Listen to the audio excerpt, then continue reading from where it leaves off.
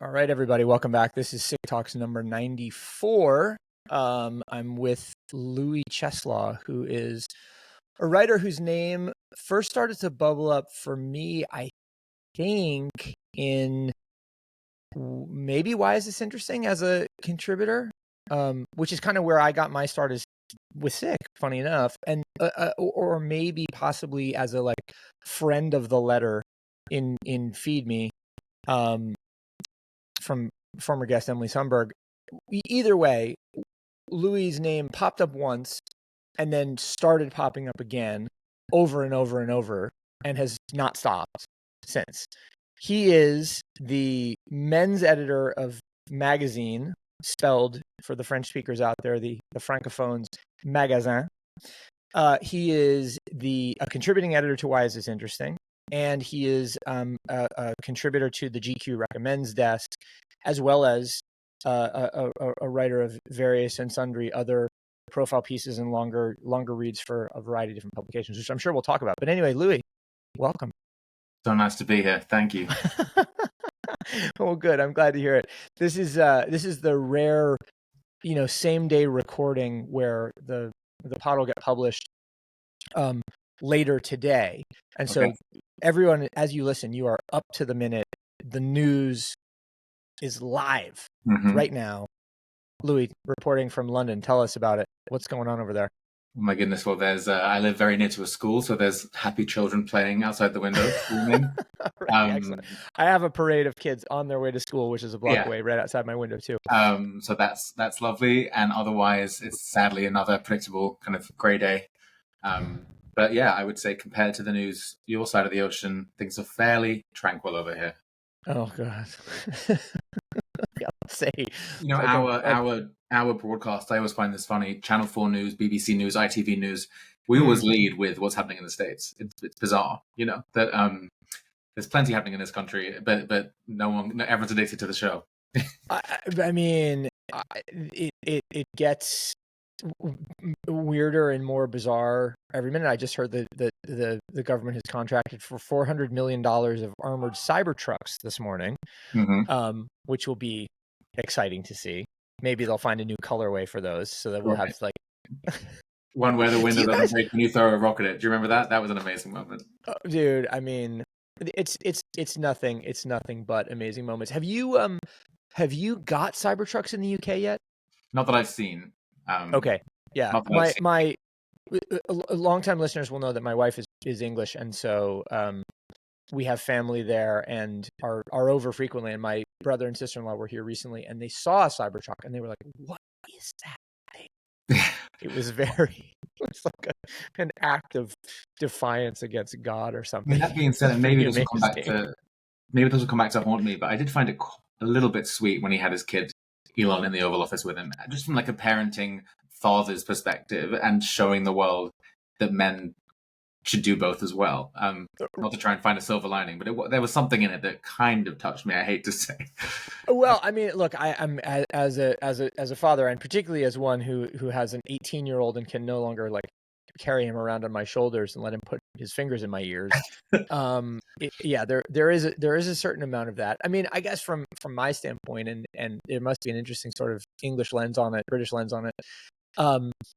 It signals in a certain way this intent towards dynasticism, between Barron Trump's influence on, President Trump's go-to-market and Ash's, or X, I guess he's called X, X's appearance in the Oval Office. You sort of wonder, are these guys trying to set up true multi-generational dynasties, not just the sort of interfamilial dynasties that we've seen. You can see that image being used in X's campaign in 30 years. They're banking content in a way. That's interesting. Well, right, yeah. So he's 4, I think now. You have to be 35 to run for president in the US. So yeah, so 31, right? 8 presidential cycles. Boom. In between, we'll have JD and then Don Jr. and it'll be streamlined, seamless. Oh God! Longtime listeners of the pod will also know that I went to college with Don Jr. and I would say that's not. I would rather have Barron than Don Jr. Shall we say? So enough of that. All right. Well, I thank you, because we almost never touch on politics even lightly on the show. So there's, you're already breaking ground. Speaking of breaking ground, I was listening to you on you made an appearance on the Dewey Doos podcast recently, and you were talking about working on a story that might potentially be, touch wood, a bit of a landmark for you, career wise.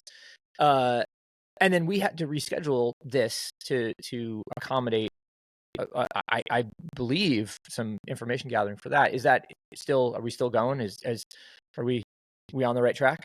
Yeah, I'm just really excited about it. I wish I could say a little more, but I think I do a fair amount of things at the moment in my job, and I'm always trying to figure out what is the most galvanizing for me, just on a soul level. And this has just been it's really got me firing, which is a lovely feeling. Essentially, it's about someone who's operates one level below the cultural top surface, but yet has his fingers in a lot of things that you and I have been seeing over the last year. And that's always my favorite kind of story. And to be honest, I think all great profiles that I came up reading, like whether it was in New Yorker or Graydon's VF, they identify the people who are just one level below, but actually pulling the levers. And I think, if I could write my dream job on a piece of paper, it might just be the chance to follow people like that around for the rest of my life. And right. So this is the guy behind the guy stories, essentially. I love those. Or the girl behind the guy, or vice versa. Interesting. What give me an example of one of those that jumped out at you as a younger person and made you think, like, oh yeah, A, there are machinations here, and B, like, there are people who are fascinating, perhaps more fascinating than those we see at the surface. Yeah, I mean, there was well, I'll give you two. One just quickly. This person was very famous. His name, George Osborne. He was the Chancellor of Britain under Cameron. But then he went to go and work for a newspaper in London to run the Evening Standard. And there was a profile of him by a brilliant British writer, and it kind of became a profile of London and Britain in this day, because so many things went through him, from kind of foreign money to American contacts. And I like when a profile of one person becomes a profile of the culture as a whole. But a more specific example, I would say, I'm going to butcher his name, but there's someone called Loic Guza, or Loic. I'm not sure how you say it. He was in Loic, I think, typically. Right. And he was a kind of an art dealer, working for Christie's, I believe. And kind of like a maverick bad boy style art dealer, wasn't showing up for work, all of these things. It's a fantastic story. It was a New Yorker profile of him. But the thing that he had, the leverage that he had, was that he would disappear for weeks, and they'd be like, where is he? But then he comes back, and he's been spearfishing with DiCaprio. And guess what? DiCaprio's now going to buy $100 million of work, and all is forgiven.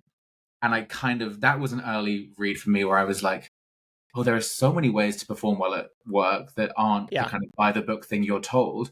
And clearly, as we've seen in recent years, people will forgive anything as long as at the end of the day, the P&L is looking good. And I just love reading that profile, because it was about, I could imagine being both his colleague, being like, this is so unfair, why do I have to wake up and show up? And he doesn't. But then if you bring it home, so that was one that always stuck with me. Yeah, that's really, that's interesting. I'm not familiar with the profile or with the man, but I'll have to go look it up and include it in the newsletter today. It might be called Swimming with Sharks, but sorry, I'll let you speak. No. Thank you for that. The thing that I find encouraging about you citing that and telling that story is that I think one of the things that I struggle with, as somebody who is, by the books, I think probably 2 generations older than you, X versus Z, right? I'm the first year of Z, but it's debatable. Right. I'm millennial. So you're a zillennial. Okay, fine.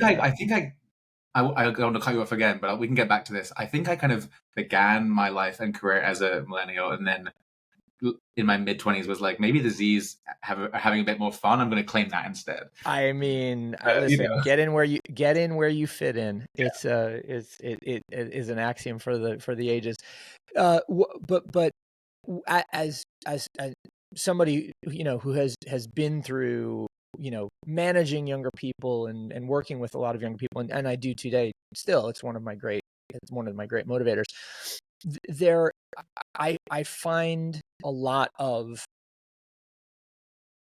hideboundness with, I have to do things a certain way, or there is a set of rules, or I'm waiting for instructions, or there is one path to success, or whatever the case may be is.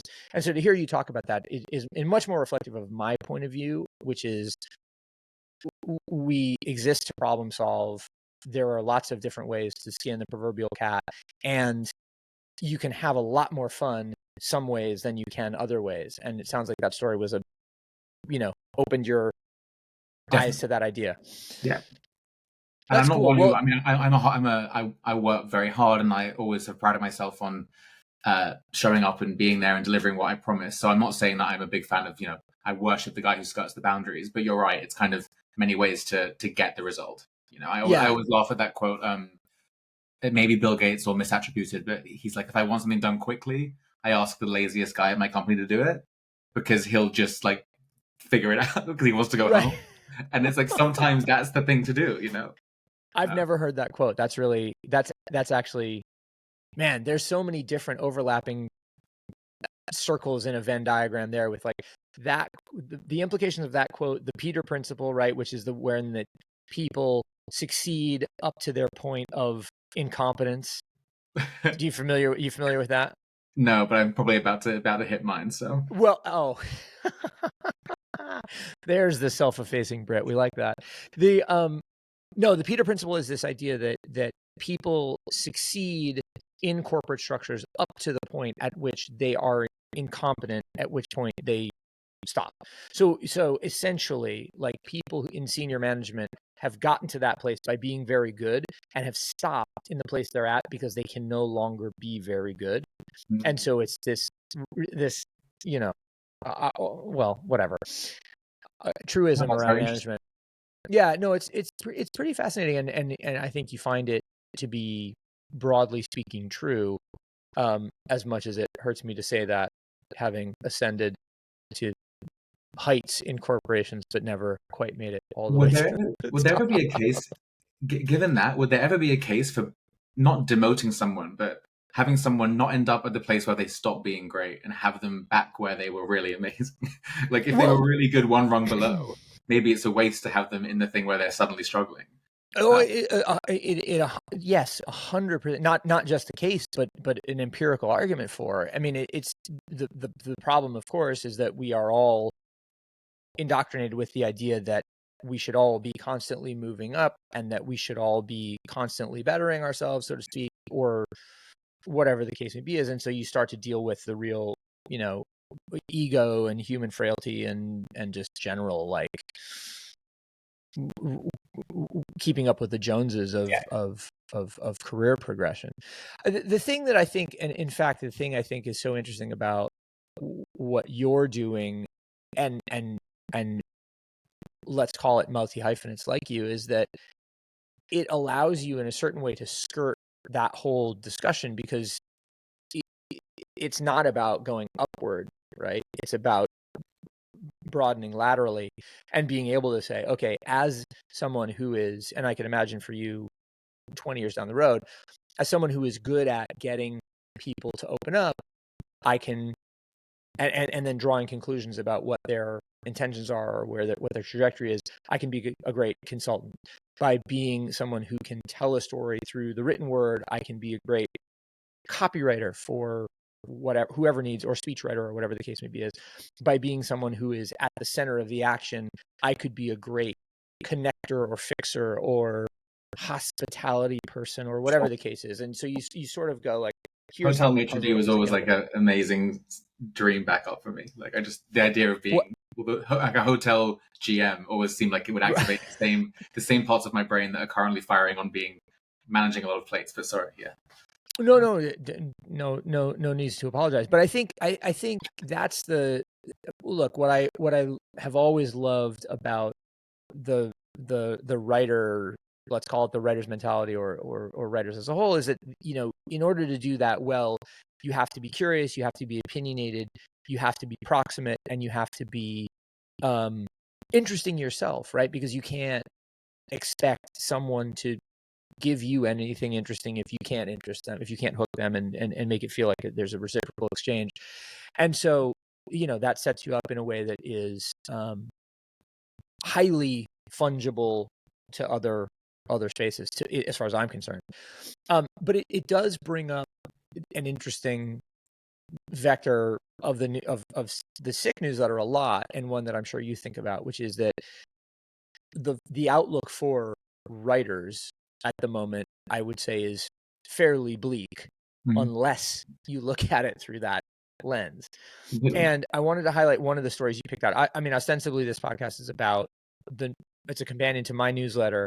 And what I asked guests to do is pick out 4 or 5 stories that jumped out to them from a work in progress list that I did. And one of the ones you picked out was from Digiday, and it was about the minutia of paywall strategy. Yeah. And I bring it up because many writers are trying now to build their own media brands through these kind of newsletters. You're a part of a couple of very successful ones. And I wondered what it was about the paywall strategy in particular that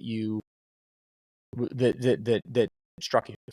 Yeah, it was more that I wanted to run an idea by you that I've had about paywalls and paywall strategy, and kind of get your brain, which is fairly, you're an expert in this field. But I've always wondered, I'm sure there's a reason this maybe couldn't work, but when you go to a store and you buy a pack of gum and you tap the phone and you get the gum, and that's 70 cents, right? Yeah. I don't see why every article that's paywalled, you can't just do the Apple Pay and give, pay per story. Because I think I would so often pay £1, $1 to read that New Yorker feature there and then. But what slows me down is the whole, 3-step subscribe today, approve, and then I'm on the hook for $100 a year, and they're going to renew and not tell me, and all that panic. And I've just always thought that kind of instant payment would help a lot of media companies and potentially enrich them even more, because over time, I mean, think how easily we all subscribe to Substacks and then realize we're paying $200 a month for 100 of those. Yeah, for sure.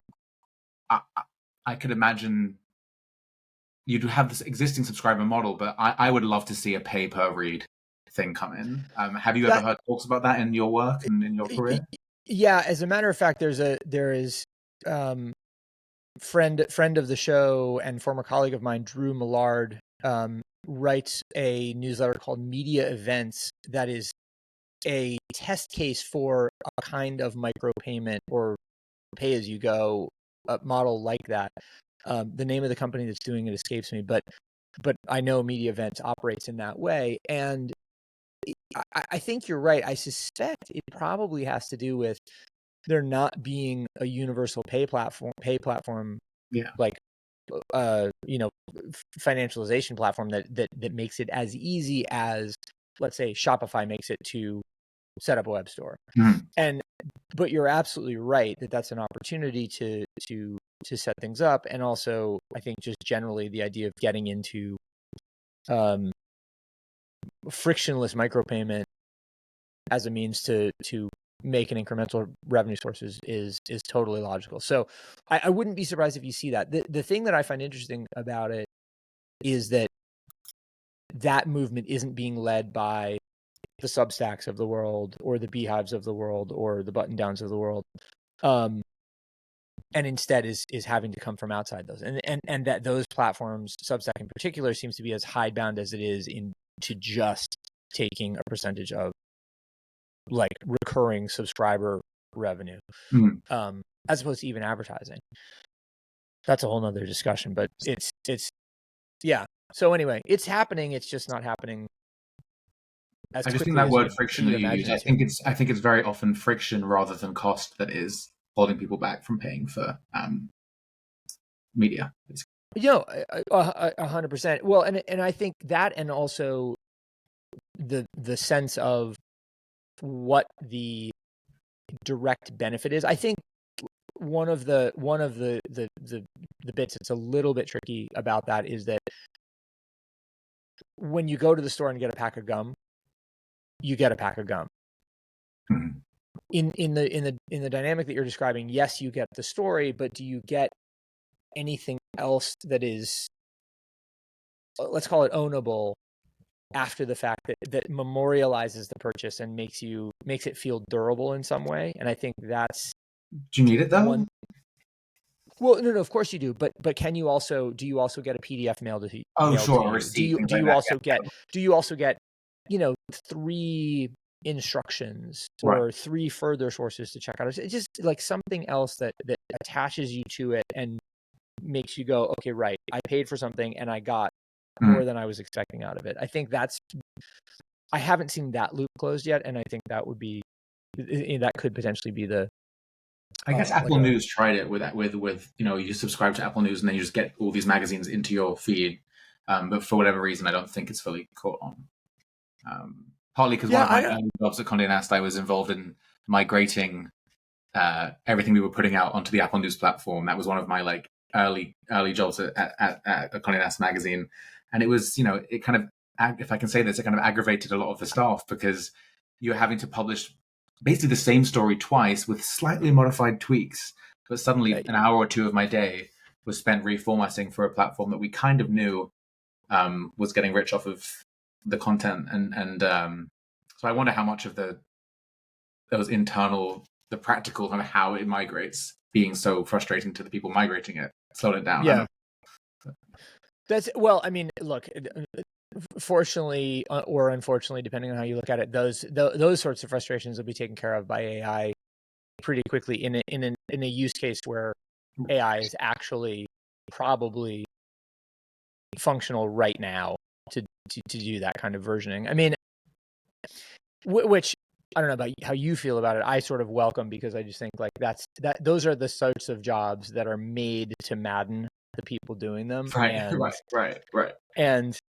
the incremental benefit is probably not equal to the incremental morale hit. Right. Yeah. Exactly. Yeah. The vibe, like the internal vibe deprecation. Yeah. Vibe deprecation. I'm gonna work on that as a thing. All right. Well, so let's go on to another one that you selected. So considerate guest that you are, you kind of gave me 2 tiers of stuff. One was primary sources, and one was sort of, well, if we get through the primary sources, we'll go to the secondary sources. I want to go straight to the secondary sources because there's something I want to ask you about.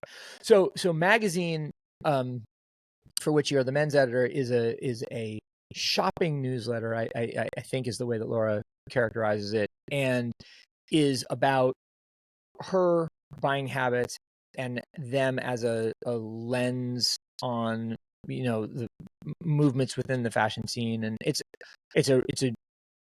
to my mind, like the best example of an affiliate link driven newsletter that actually informs and has a point of view and isn't just link dump for the sake of link dump, which I really love.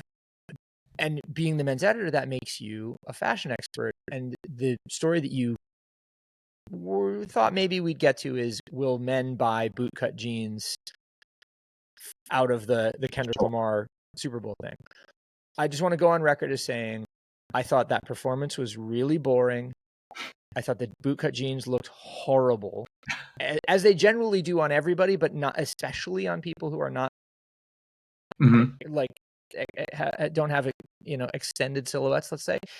And that I find all of the attempts to both praise the jeans and praise the performance a little bit mystifying.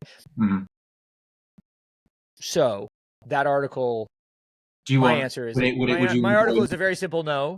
Right. My answer is a very simple no. But you probably have a more nuanced view of at the very least the future of the silhouette. So sure, yeah. There's so much interested to know what you think. So much I want to respond to. There's so much I want to respond to it all. And if I can respond to it all, and we will end up at my view on the bootcut, if that's okay. All right, fine. Okay, the first thing that I guess will be quickest is I completely respect that opinion on the show. I liked it. I just liked the confidence of someone like Kendrick to use ostensibly the kind of career-defining moment as just another day in his life, and at the moment he's going to settle this beef or end this. He's going to just dominate this. I mean, not another day in his life. Of course, he took it very seriously, but it's, you know, he didn't, not doing a greatest hits, I thought was refreshing. And just doing a kind of where I'm at now, it almost left room for him to come back and do it again in 10 years kind of thing. And I thought that was interesting. I also do I really like his stylist is someone called Taylor McNeil. And I really think the clothes she puts him in are not your typical fare, and have made a lot of outfit moves exciting for men to try. And you know, he was wearing a crochet beanie from a downtown New York designer called Emily Dawn Long, which, you know, I'd only ever seen worn on Canal Street, and then suddenly Kendrick, probably through Taylor, he finds it, and then he's wearing. You know, I thought I enjoy his relationship with his stylist. Two more quick things before I get onto the big definitive answer. The one I want to say two cool things about magazine, if I can. Just from the inside.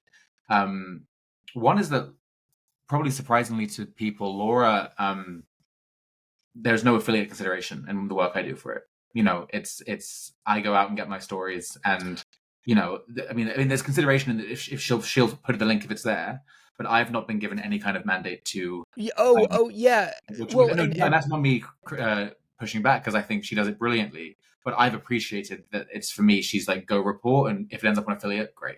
Which is pretty cool. Just to interject quickly, that to me is why it is the best example of an affiliate link driven newsletter, is because it is just, I love stuff. Yeah. Here's the stuff that I love. If you love it too, go buy it. If not, whatever. But it doesn't feel like paid placement at any point, which I appreciate tremendously too. And the other thing that I kind of love most about it, which isn't even to do with shopping and fashion so much, but it's both of the reporting that Laura does and that I do are really based on being outside, like really based on talking to people, seeing people, just noticing things on the street. I mean, if you read it, it's just pretty much a list of, I called this person, they said this, and then this person at this show did this, and I think that was my early dream as a teen who wanted to get into magazines, was that I'd be out in the world, you know. And I think I was then fortunate enough to get a lot of full-time jobs, not a lot, 2 or 3, but I got the jobs at the magazines that I loved, and they were incredible, and I missed being full-time in many ways. But also, a lot of the reality of modern magazine making is that because there's an online site, which is more important now, or equally important, you know, you're at your desk all day, and you're getting stories up all day. And I think if you compare that to when you had one issue coming out every month, that probably left more time in the day to be out taking meetings and seeing the world. And so magazine, in a strange way, has allowed me to wrestle back a bit of that dream, because it does require, it requires being out. And I think the biggest luxury of my current situation is that a lot of my work relies on me being out of the house and doing things in the streets. And I think the trade-off there is things like healthcare and full-time security. But it's been really refreshing and nice to be able to be kind of a bit more explorative than being at the desk, if that makes sense. Yeah, it 100% does. And look, I mean, it also is, it's horses for courses in a certain respect. Like it because you're in London, the healthcare thing, less of a concern than it would be if you're seeing why I moved back. Yeah. That's the reason. Yeah. No, believe me, my kids have British passports, and it's sort of like, okay, guys, let's be thinking about, you know, interesting, what the trade-offs could be down the road. Not because of healthcare specifically, but just generally, because it's like, let's look at the world as an open aperture, or through an open aperture. I agree with you that the form factor allows for a different kind of exploration. I also think, you know, what I also like about magazine is that it demonstrates it starts to demonstrate the trajectory of what the modern media company of the future will look like, right? Laura was prescient enough to bring you on first, then has recently brought on Delia Kai as the managing editor, if I'm not mistaken. And just it seems to be like, we're going to build with friends and like minds. We're going to be in all of the places that occur to us to be now, and we're going to start to think about where else we can go, how else we come to market, etc. Are there other plans that are in the near term that are not secret? I don't know so much because it really is Laura's baby and she's earned it, and I think there are plans to keep growing and to keep enjoying and spreading out in the way that we have been. That being said, as much as I'm proud and excited and have loved the work I've done with these newer Substack and everything, you look at a package that comes out like New York Mags this week is a kind of a massive issue on how is everyone affording New York, whose parents are paying their apartments, how where's the money coming from. And I was fortunate enough to work at that magazine for a couple of 3 years, and I've been on some of those projects and seen what goes into it, and it is such a labor of love, and it's 50 people from fact to copy diving in, and like I don't know that Substack, that the world is ever going to be able to replicate that level of full scale attack, rigor, deep turnaround, an issue that 2 weeks later you hold in your hands. So I still really revere that. I just think it's really fun that readers now have both, if that makes sense. Yeah, well, I mean, yes, of course that readers have both, but I mean, in my view, it's like it's very easy to see how a magazine builds with subscription as one revenue pillar, affiliate as one revenue pillar, event and experience being one revenue pillar, which could include something as simple as a series of parties, or could be a retail store, right? You imagine it as monocle, consulting and B2B work behind the scenes, licensing and product creation as a separate discussion in the way that Emily has started to create merch and that stuff for Feed Me. My old housemate, you know that?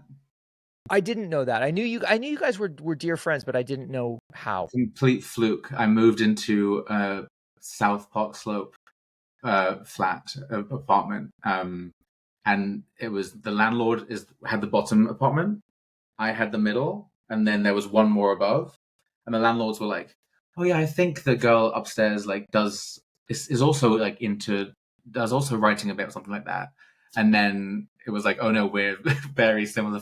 And so it was old school. It was like friends, just having. So it was we accidentally shared a building for years and years. That's so funny. Really cool. Yeah, I mean, it has been really fun watching that whole phenomenon. Well, it is interesting. It reminds me when I moved to New York in '98. I eventually, after 6 months of not having a place to live, I found an apartment in Greenpoint, and then I started dating this woman who is now my wife. And she came over the first time, and we ran into a friend of hers from college on the street who lived 2 doors down. It's that the weird kismet of proximity is so strange. Is so important. And it's interesting, right? We go back to this sort of discussion about Gen X, Gen Z, whatever, is because of the way people a little younger than you came of age in this period of isolation. The magic of that proximity is not necessarily as obvious to them, and you're starting to see them discover it, which is exciting. But by the same token, it's like, sadly, they were all stuck at home during so many of those formative years. I mean, my first years in New York were amazing because I was just out in the, and COVID really changed that for a lot of people. Yeah, for sure. I also wonder how much COVID affected my ability to. The amount most of the work I do is with New York companies. Would that have been possible without COVID broadening out remote? Who knows? But also, bootcut jeans was the point, wasn't it? I forgot about that. Yeah, let's talk about bootcut jeans. All I have to say on that is that I was in Paris for the men's fashion week last month, and I went to Dover Street Market and I kind of had an afternoon off, and I found there was a beautiful pair of chocolate brown bootcut jeans. I tried them on. I bought them. I've been wearing them for the last few weeks, and I've adored it because, I mean, they're not as flared as Kendrick's, but to me, the way I position it is it's kind of puts an end to the tired menswear debate of like, are we going slim? Are we going wide? Are we this or that? I'm like, wow, suddenly there's this hybrid that's everything. It has the like, slim flattery through the knee and the thigh, but then you get the movement and the flow and the drape below. Also, I think, it's a very slight boot cut on mine, I would say, but yeah, the Kendrick ones are I'm that's a proper flare. yeah, that's a proper flare, and that's what I think. It's fairly sloppy. Some of the headlines about bootcut jeans right now, because those were flared jeans, and so the headlines Yeah, I agree. are people, not to get menswear core, but are people going to wear bootcut jeans? Yes, I think, and I think they have been, and I think as guys move away from the giant sneaker trend to more leathers, Derbies, Chelsea boots again, that those boots go great with those jeans. But are men going to wear flares like that? The average person, I don't think so. But sometimes it takes the exaggerated version by the celebrity to then create the knockdown for the more approachable version. That funnel. Yeah, fair enough. I'm still skeptical because I see what you mean about You're gonna love it. We're gonna get you into a pet. You're gonna love it. Doubtful.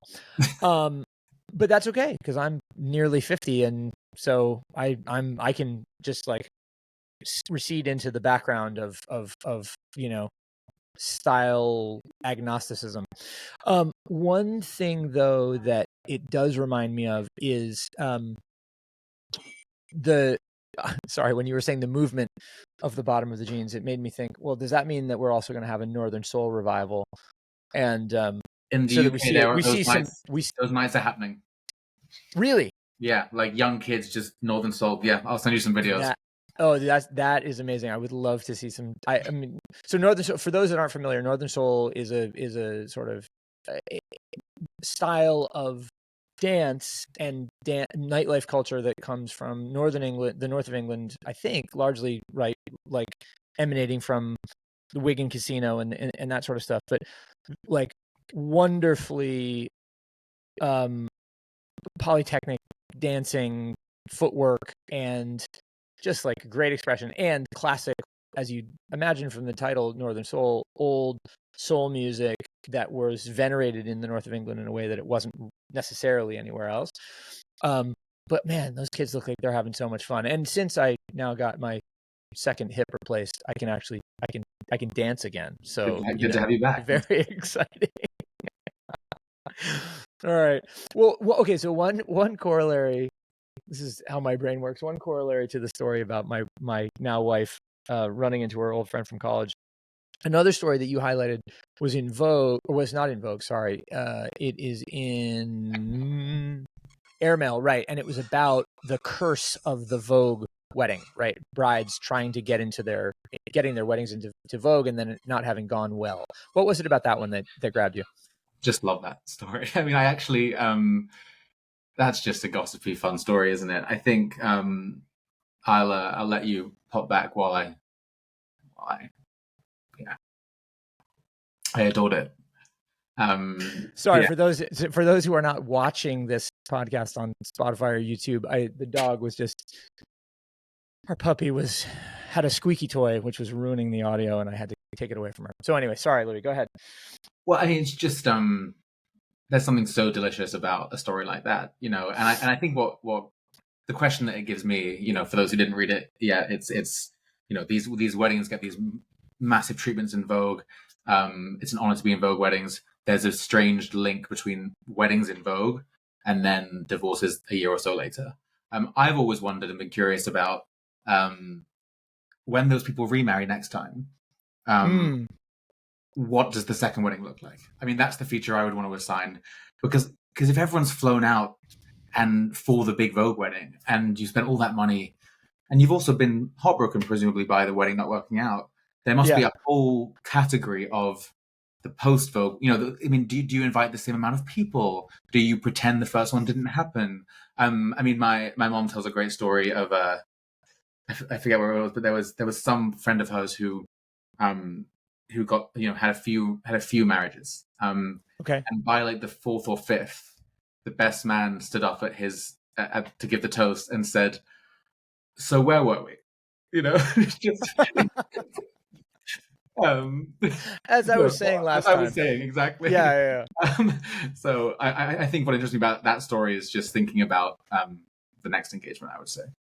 Yeah, well, it's that that is fascinating, especially in light of the trends that we see around marriage, relationship, long-term coupledom, not to mention all of these sort of alternate forms of relationship, polyamory, or polycubes or whatever, polycules, whatever you want to call them.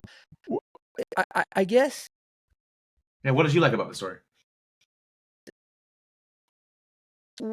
Well, okay, as someone who has been in a stable and happy relationship for 25 years, and we've been married 20 of those, there's a certain amount of voyeurism, proverbially, into the way that other people's relationships form, fall apart,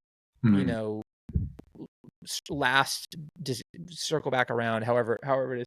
So I think it's partially that, and then partially, I know a couple of people who've had their weddings in vogue, and they've gotten divorced, and so it was also like recognizing, okay, this isn't just that crew; they weren't the outliers. That seems to be, in fact, an indication.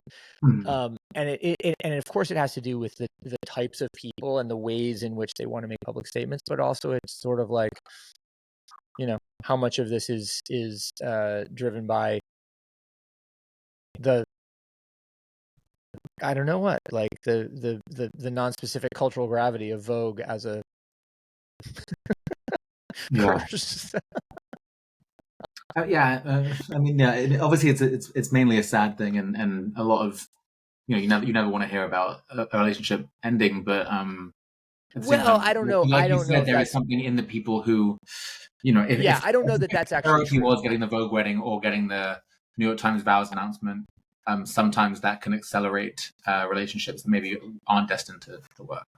Yeah, well, exactly, and the relationships that aren't destined to work, broadly speaking, and in a positive, I think, for both people, whether they want to. That's a good point. So it's not a bad story. Yeah, totally.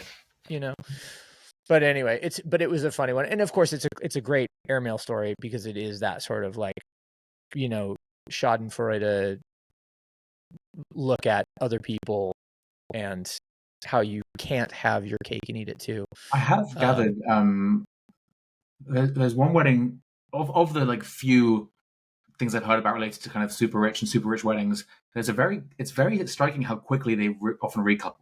I would think that's another story as well. Oftentimes, I think within a year or so, it becomes like a contest between these two people. Who can move on faster. Oh, that's and interesting. Often that means who can get the ring again sooner. So I've heard stories of people, being engaged again within 9 months, and you'd almost expect the opposite, but. Yeah, of course. You would expect people to learn their lessons, and in fact, it's like, no, I was just sharpening my knives, and now now I can really make the sushi cut that's gonna last me forever. Interesting. Okay, so speaking of that sort of, let's call it Schadenfreude, or whatever the case is, one of the other articles that you pointed out was called "What is Hims Actually Selling?" There's a story in the Atlantic, and it's about how the lifestyle med company built a business on male anxieties, and now it's betting on a new message, which is grievance. So full disclosure, I got worried about losing my hair when I approached 45 or whatever, and have used the Hims finasteride for a long time. So I was interested in this one largely because, like, it's, notwithstanding the fact that I wear baseball caps a lot, is actually it makes me feel like I've kept my hair as a result of this action that I've taken, and has had no other negative effects otherwise. That was why it jumped at me. The grievance part of it, I think, though, is interesting because it starts to tie into the general feeling of anxiety and malaise that we attribute to young men now, which may or may not be as prevalent as I think we're told it is. But I did think this is an interesting observation. What was it about it that grabbed you? For me, it was the articles. I'm looking at this Super Bowl commercial that Hims had this month. That was quite aggressive in its tone, I would say. It was kind of, America's beaten you down, and this, that, and this, that, and we're the solution.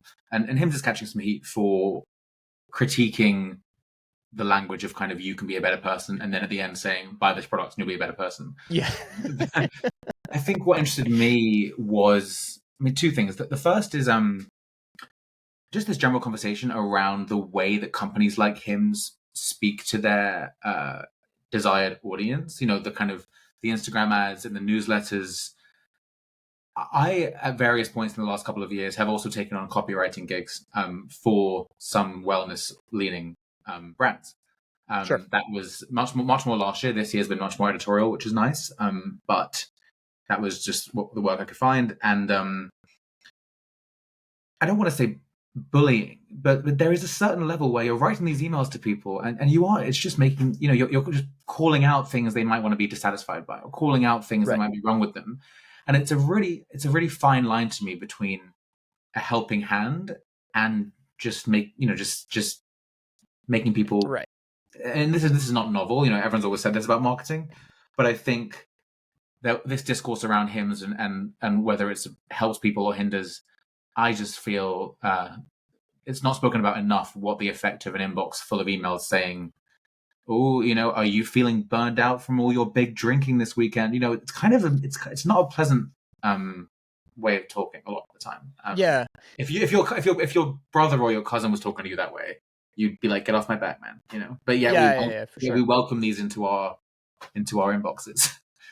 Well, yeah, it's interesting. Also, I think it has to do with the way these, and I think a lot about, because of the way that AI has already and will continue to disrupt the search box and the answer, the question answer economy. I think that's good for journalists, but we'll get onto that later on.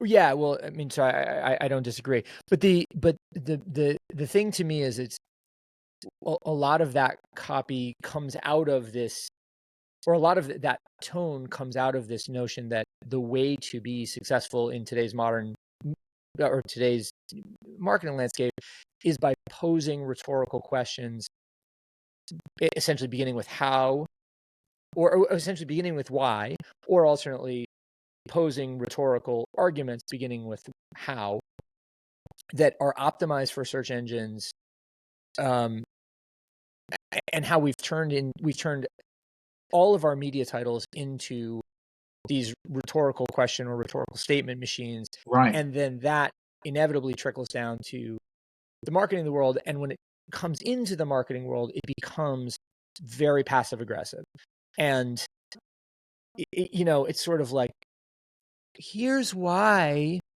you're an asshole. Like, wait, what? I didn't ask.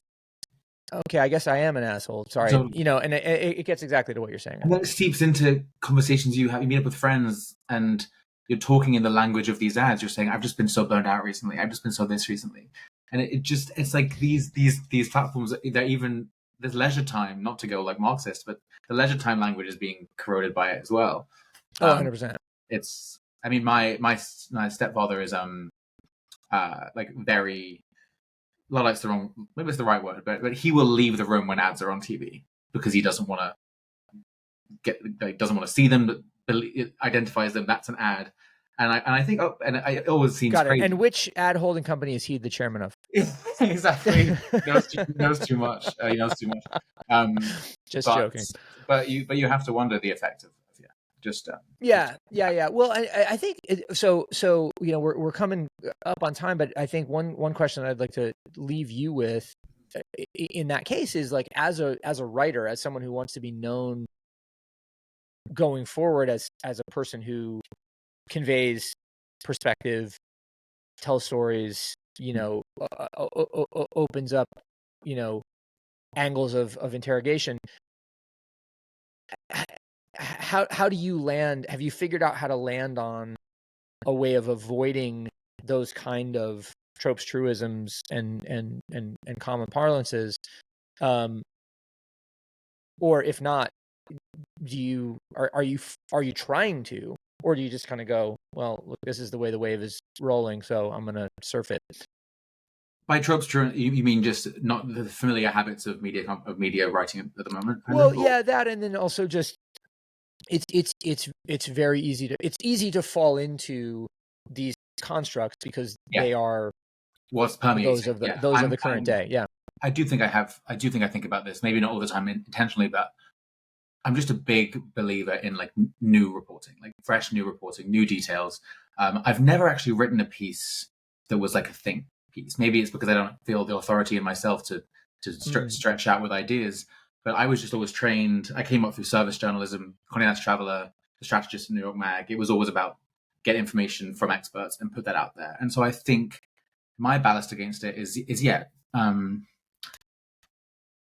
seeing firsthand things that are going on, spending time with people who are creating culture in a new and different way, and if it makes sense, bringing. I think if those things that you're seeing that really happen before your eyes are what's in your story, it helps you avoid the kind of throat clearing of we're also this these days, and this Pew report says 72% of Americans are this. I've never written something like that. I'm much more a believer in I saw this person do this thing, and my story is being original or seeming original that way because it's not aggregating, if that makes sense. It's new information. I think new information is maybe my answer. I guess just yeah. Well, no, well, look, I mean, it's and I'm just interested in your perspective on it. I think clearly the idea of being on the scene and telling the story of the scene allows it to be, differentiated. And I also, your term throat clearing is a great one for those sorts of little like reflexive devices that the ecosystem leans on to couch a story or to move story along. But I'm you occupy such an interesting space of possibility in terms of where you will take all of this stuff and where all of the places that you're involved with will take it, that I wonder to what extent you're thinking about it. Because when I was, in my mid-20s, I don't think I was thinking about it much at all. I was just doing stuff, and that doing stuff worked out great for me, but I wonder to what extent that was just, luck and proximity rather than talent or calculation. I hope it'll work out, or I'll just end up a prompt engineer at a random AI company, which would be fine too. We'll see. But I'm sure your stepdad's ad holding company will that'll be copyright. I'll take over the phone. Exactly. Yeah. Just kidding, guys. Although, sorry, this allows us a very apropos place to leave. Speaking of intergenerational relationships and advertising, Detroiters, Tim Robinson and Sam. So funny. What I can't think of Sam's last name right now, but anyway, their comedy on Netflix is about a guy who inherits an ad holding company or an advertising agency. Tim Robinson is also the star of the new A24 film Friendship, whose trailer just came out the other day. And my son, who is a big Tim Robinson fan, sent me the trailer and turned me onto it. You highlighted that one as one of your key stories there. What was it about Friendship that?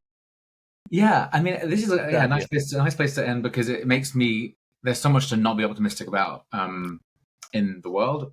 I think this trailer made me quite optimistic about where film is going because the movie is like a kind of a buddy comedy. Paul Rudd and Tim Robinson become friends, and seemingly that friendship crumbles. But it's weird and it's kind of dark and all Tim Robinson things. It's a little uneasy and surreal. And I think, I don't know, it looks really hysterical. But to me, I compare it immediately with the movie I Love You, Man, which I love, which is another Paul Rudd movie, of course, about two guys who make friends. But that film is so much more kind of sterile compared to how this one looks, that I think even as so much of American culture is going in a more kind of rudimentary, just like strongman pushing things through energy. The fact that at least in film the bro comedy today looks a little more weird and surreal, makes me a little hopeful about under the surface of all this kind of simplifying of culture. There's still this pushing of, everyone went to Nosferatu this year. That was a crazy vampire goth movie I saw. I think art wise, I think we're in an interesting film wise, and I can't wait for that movie. And Tim Robinson kills me. So yeah, I will say the thing that I loved about it in particular was that the trailer does a bunch of very untrailery things. In my view, it opens and introduces this thing as, the sort of, it starts heartwarming, and then not through what you see on screen, but through the pull quotes. In other words, the review, the snippets of reviews. It then changes the tenor of the trailer. Right. It's heartwarming to begin with, and then suddenly it's like terrifying. It's like it's falling apart, and then you're like, oh my God, wait a minute, I thought this was a heartwarming thing, and then it becomes, now it's like a horror story, like you can imagine it as a stalkery thing, and then you see a couple of scenes on screen that sort of lead you in that direction, and then another pull quote comes up and says, the funniest thing I've ever seen in my whole life, and then you're back to like, wait, what is this? Isn't that exciting? I can't wait to see it, because I'm just like, and obviously I'm very familiar with Tim Robinson's oeuvre, but it's like, yeah, like these guys that's a trailer that makes me want to see the film, not because at the end of it I'm singing along to Bruce Springsteen and waving a flag, but because I'm like, what is this? Totally. I can't wait. Wait. Yeah. So here's to all kinds of brain tickling like that, Exactly. All right. Well, Louis, this has been really fun. Thanks for taking the time with me. Such a pleasure. Thank you. Here on TikTok. So again, people can find you at Magazine, which again is spelled like the French way, Magasin, Magasin. That's right. That's a monthly, monthly, maybe twice a month sometimes. That's my column there. Got it. Yeah. The mighty, why is this interesting, or witty as we sometimes call it, where you're a contributing editor, which is a daily newsletter it's done by great. our friends. We didn't talk about it enough, sadly, but it's a very, if you're sick of trend reporting and this is truly unexpected analog stuff every day that you would not find anywhere else. So that's right. Yeah, that's right. And then of course the GQ recommends desk where Louis will be able to shirts, denim jackets, bracelets. We got you covered. Good. That's what we do, and we love doing all the best shirts, bracelets, denim jackets, ephemera for the stylish man in your life.